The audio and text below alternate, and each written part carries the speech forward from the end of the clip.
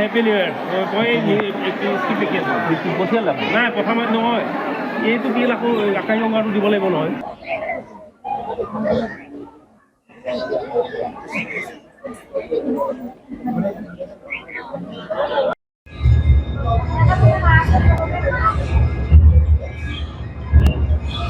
তেল কিনা নাই তামোল কিনা নাই এনেকুৱা খালি গম পাইছা তামোল কাম দৰকাৰ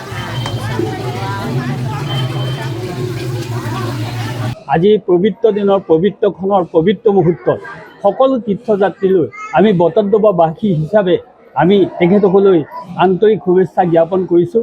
আজি ইংৰাজী নৱবৰ্ষৰ আমি প্ৰথম দিনটিত আজি গুৰুজনাৰ এই থলীত আমি আহি সেৱাভাগ লৈছোঁ।